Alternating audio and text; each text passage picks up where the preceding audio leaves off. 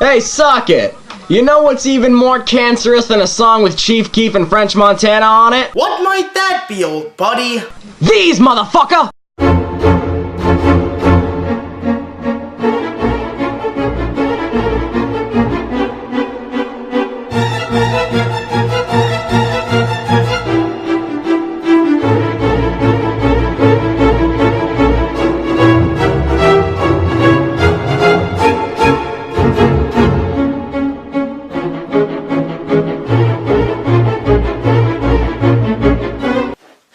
Fuck you, Jimmy. Fuck you. Payback's a bitch, ain't it? Almost as big a bitch as Lacey Green. Indeed, Jimmy. But now that you've verbally had your ass smacked, Socket, let's get into the actual subject matter of this video. While we're both more geared towards making rant videos as opposed to making videos specializing in atheism, we still are pretty outspoken about our beliefs and choose to make a video about it when we so please. Like in any instance where we made the video like we did last time, you have some fuckwit in the comments section coming at us trying to explain why we're so reprehensible, as you can see in those traumatizing comments that Jimmy just showed you. This is bound to happen in the comments section of any video made in favor of atheism. And the people who present these arguments in these comment sections basically believe that their arguments are solid as fuck.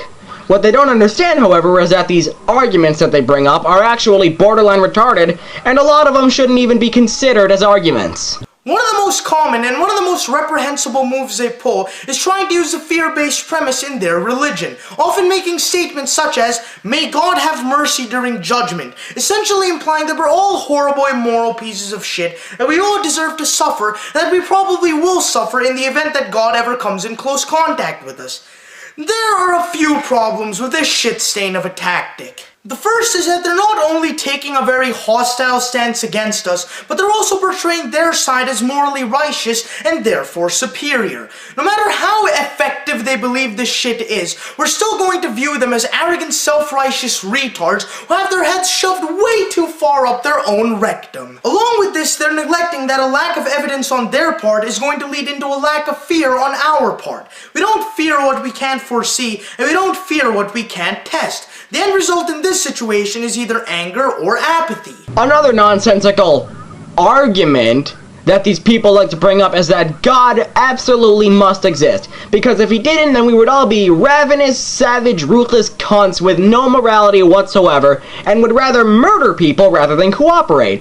And that without God, there would be no point to basically anything in the world. First off, morality is a little thing that we like to call subjective. Where a person gets their moral code varies on how they were raised and the environment that they were raised in. There's absolutely no proof to show that morality comes solely from the Christian religion. If it did, then you would be saying that people of other faiths are immoral shitheads, not just people who don't believe in your God. Secondly, there is no predetermined meaning for anything. The meaning of life is not something that can be taught. Everybody has their own idea of what the meaning of life is. Some people say that the meaning of life is to please God for some odd reason, and some people say that the meaning of life is to be a good person and to make other people happy. The point is, there is no universal meaning of life. While those last arguments are common and quite nauseating, there's nothing that gets under my skin quicker and in a more effective manner than quoting Bible verses which pertain to their ethics, which are based on their beliefs. Keep in mind, these aren't followed up by any sort of reasoning or elaboration, they're simply Bible quotes. And the very notion that we're going to cave in and accept their ideas based on this is fucking preposterous. And your attempts at making us look back at our actions, cringe, and promise change consists of you quoting a declarative statement that has no reasoning behind declaring that something is wrong. You openly set yourself up for ridicule and having jokes made at your expense. When quoting a declarative statement, it's absolutely crucial to elaborate upon why you feel that someone should be taking it seriously. Quoting the Bible is not going to mean anything to anyone who doesn't believe its messages. The Bible doesn't have any sort of importance or meaning to our perception, so we're not going to be emotionally or physically affected upon hearing that it has something that you believe in.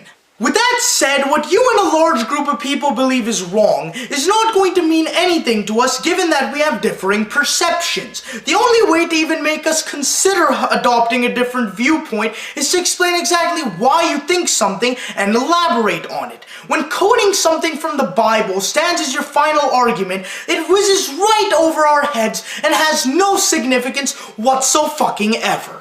On a final note of this shit, it proves just how low you view yourself as. Your opinion on any given issue is not based on your efforts to understand it and form an opinion, it's simply based on something that you believe in simply due to said thing being there.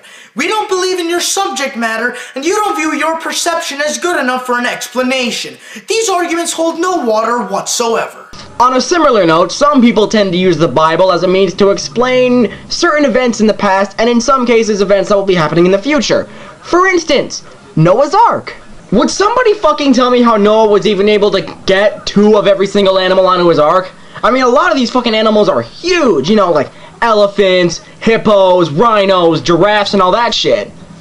As a matter of fact, how the fuck did Noah even know about a lot of these animals? Many of these animals are native to certain parts of the world, so that means that Noah would have had to go on a lot of perilous journeys just to get 2 of each animal, and you know, by the time he probably found a lot of them, the flood would have already occurred, thus killing Noah and all of the animals that he was trying to save. On another note, the Bible claims that during the end times, people would start to turn away from Christ.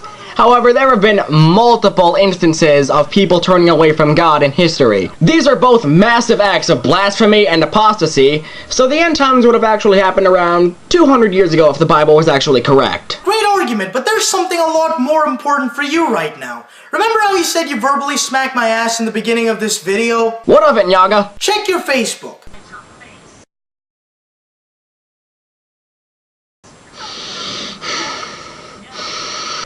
You waffle fucking cunt basket. I will eat your fucking kidneys and burn your eyes with the cigarette that Razrith put in his fucking asshole.